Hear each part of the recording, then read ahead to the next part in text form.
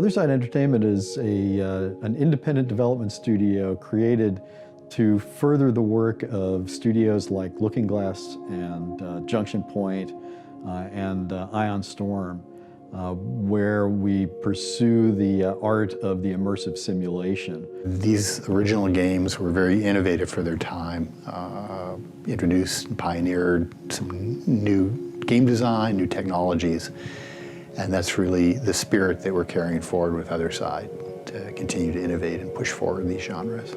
We've spent the last few years really assembling this indie dream team of developers. Many of them former Looking Glass, former Irrational, like myself. It's a small, scrappy indie team, and we're tackling a genre that's hundreds of people generally work on.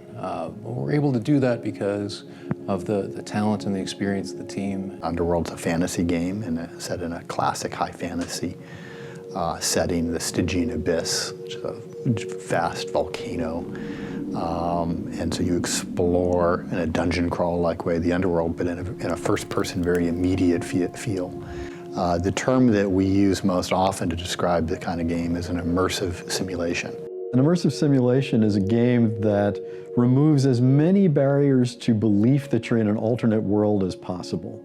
The idea is to create systems and rules that players can exploit however they want, to interrupt the experience as little as possible and in as unobtrusive ways as possible. We really want it to create a gameplay where if you yourself were this fantasy character and in the Stygian Abyss, the things you might creatively come up with to try to solve challenges would work. The game is not about, trying to optimize and do the best possible playthrough. You get rewarded for trying different solutions and often coming back to, say, a quest or the same location and saying, well, last time I just fought my way through.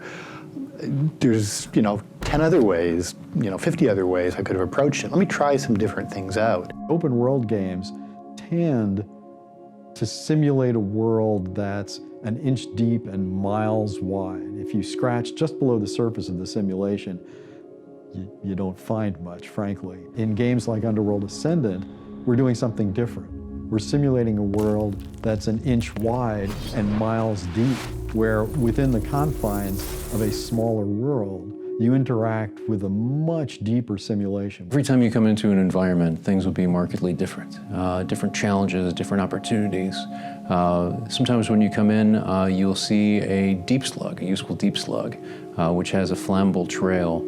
Another time you'll come in and you'll have a green lizardman ally.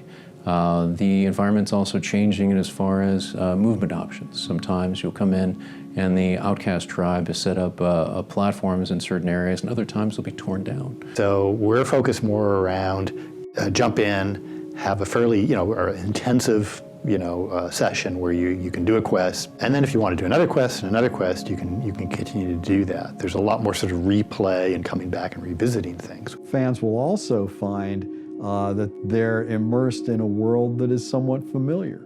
Now, non-fans are not going to have knowledge of those earlier games, but for people who do know those earlier games, there's going to be a little thrill of recognition here and there that I think they'll really enjoy.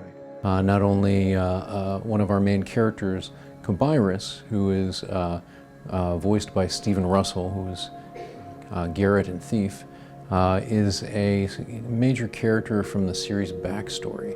There are also some ties that are a little deeper and a little harder to find. The spirit of the original Underworld was really to innovate and try something new that other people hadn't been doing. That's really the legacy of those games, more than the specifics of what the actual game did or the actual specific features or content. And so, to me, that's the legacy that we're respecting, honoring the most, is continuing to innovate, see where we can move this genre forward. And it's a lot of fun.